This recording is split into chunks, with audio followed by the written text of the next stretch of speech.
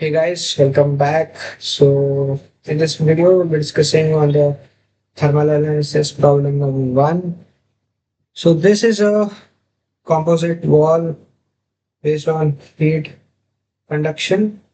So yeah, this basically has three bricks, which is fire brick, insulating brick, and the red brick, differentiating the inside, middle, and outside layers. So we have been given the thickness of these layers and also the conductivity of these layers and the operating furnace temperatures of these layers as well. So we'll be finding out the rate of heat loss and the temperature, wall interface temperatures. So yeah, we'll just start the thermal part in the ANSYS window. Hey guys, welcome back. So let's start the thermal part and the ANSYS. So let's start by using the preference as thermal and going with the preprocessor element type. So we'll be adding the element type. It is solid 877. Then make sure this should be selected for this particular problem. Clicking on OK and first, and we'll be not adding any real constant. We'll just go with material properties, material models. So we'll be defining three material models here by going to thermal conductivity isotropic. So the conductivity for one should be 1.2. Okay, so we'll be creating second one with the ID2, and again with the same process we'll be adding the conductivity for second material, which is 0.14 as per the given, and the last model.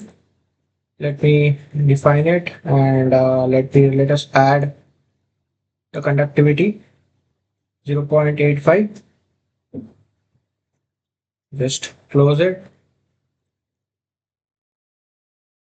Now let's add the rectangular region of the thermal composite. So let's start going to the modeling, create, and we'll be selecting areas here, rectangle and rectangle by two corners. So the initial xy would be 0 comma 0, which is 0 0, and the width would be 0.135,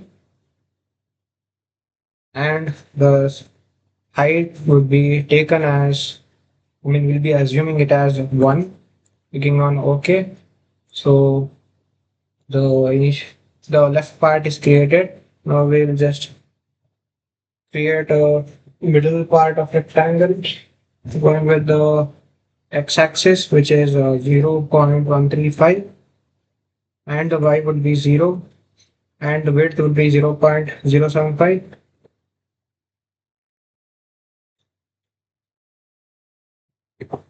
And next the height would be 1 as per the assumption. So let's click on apply, and at last the third rectangle should be for x-axis in the direction of 0.21, and the y would be 0 again, and the width would be 0.115. So next the height would be 1. Clicking on OK. So we have created the model. Let's do another part, which is gluing them. Now we'll go to operand in the same modeling section, boolean, and here we'll get a glue. In glue, we'll be selecting areas and just click on pick all. So after adding the glue, we'll heading towards adding the meshing. In meshing, go to mesh attributes. So we'll be selecting the picked areas. In picked areas, we'll be selecting the first area, then first rectangle. Clicking on apply. So here by default, the material number would be 1 for that. So this is what we want. So click on apply, and just click on the middle rectangle, click on apply, So now by default the material number would be 1, but we need to change it to 2.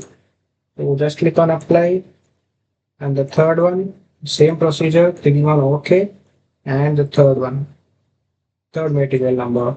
So clicking on OK, we have added the material meshing attributes successfully. Now we'll just go with the mesh. In mesh, we'll go with the areas. In areas, we'll go with free. So we can just click on pick all. So this creates the mesh part, and we are done with this. Now we'll just assign loads. Going to loads, define loads, and apply thermal temperature lines. So we'll be here applying the temperature on the left side and the right side as per the given problem. So on the left side, selecting the line, clicking on apply, the rear should be constraint should be temp, and here the load temp value should be 870 for the left one. Just clicking on apply, it will be assigned, and now we just add the assign the load on the right side, clicking on the right line, just clicking on OK, and the value should be 40. So just click on OK. We have successfully assigned the load on left and right of the composite. Now let's move on to check the solution. Going to solution, solve current list. So if we get a window of solution done note, just close it, and now let's move on to the general post processing part. In general post processing, we'll just go to plot results first, contour plot, nodal solution.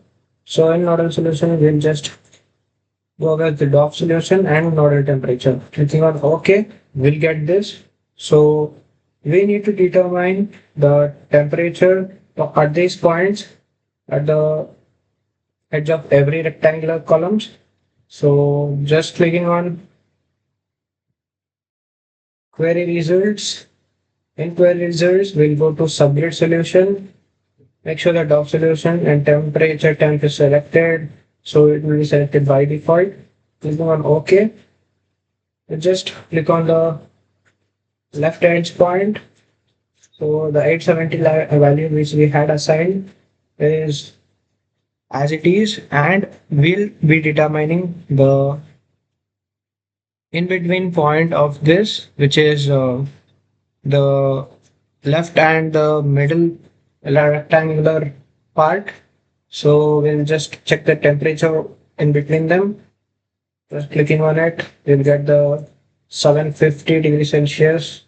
So again, with the middle and the rightmost part. So we'll be getting the value as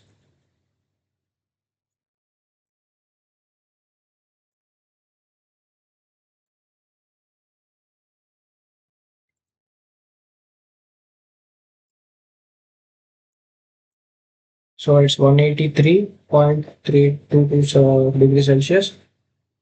And at last, we'll just click on this as we had already assigned it of 40 degrees Celsius. So we got these two values. So just clicking on OK, and we can just zoom out. Now again, we'll be going to the plot results. In nodal solution, we'll be selecting thermal flux and the thermal flux vector sum. Clicking on OK, we'll get this grid overlay over our composite. So just clicking on the path operations over here, and general force processor, we'll get the path operations, define path, and by modes. So we'll be clicking the same again points.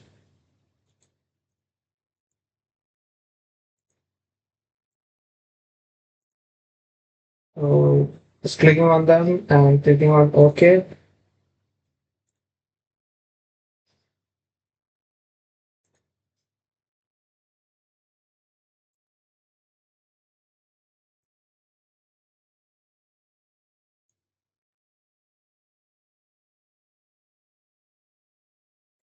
Here we have to give the label.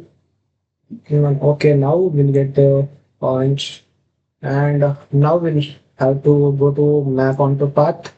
In map onto path, we'll just assign the temp label. And here the dot and temperature temp should be selected as it is. Click on OK. And now we'll go to plot path items on graph and temp. Temp should be selected as we had labeled. So clicking on OK, we'll get this graph. So the node 1 and node 2 values should be noted down.